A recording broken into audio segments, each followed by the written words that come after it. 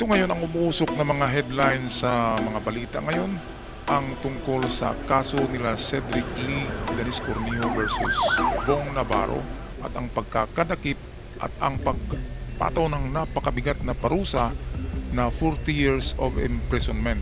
Halos life imprisonment na ito sa grupo ni Cedric at Dennis Cornejo.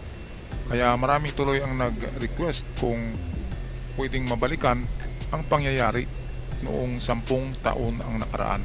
Narito ang kuha na CCTV footage exclusive dito lamang sa 24 oras.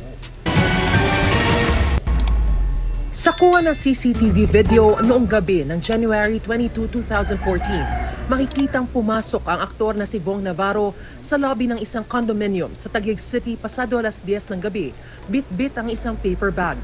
Sa video na kuha sa loob ng elevator, makikitang lumabas si Navarro sa palapag ng kondo, kung nasaan ang unit ni Denise Cornejo. Wala pang isang minuto, sumakay si Cornejo sa elevator at dumiretso sa ground floor.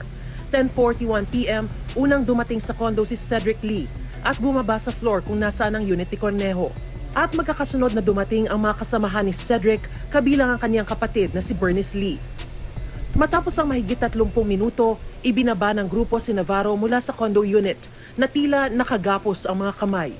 Nakapalibot kay Navarro ang grupo ni Cornejo at Lee. Ito sa portion na ito ay tapos na ito nabugbog si Bong Navarro.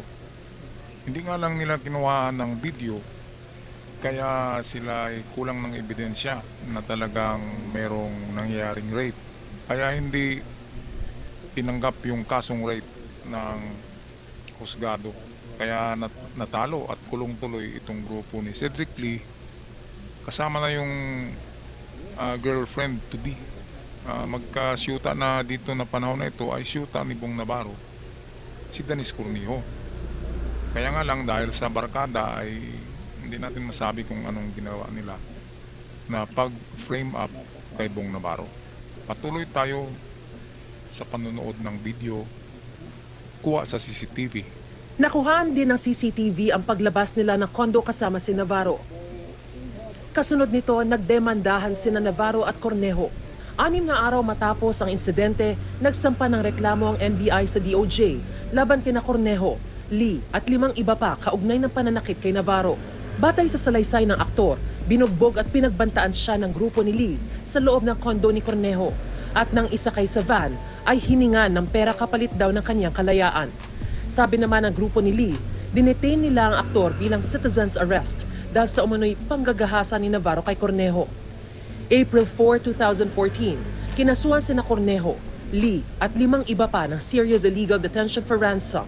Na-dismiss ang kaso laban kay Bernice Lee at isa pang akusado.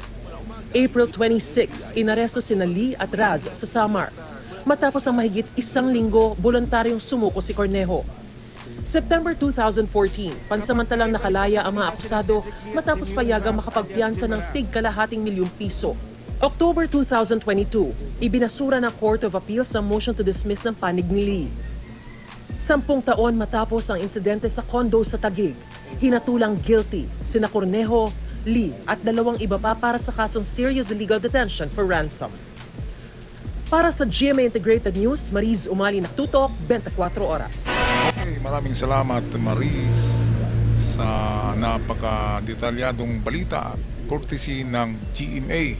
Hanggang sa muli mga ka-good news, ako'y magpaalam na. God bless us all.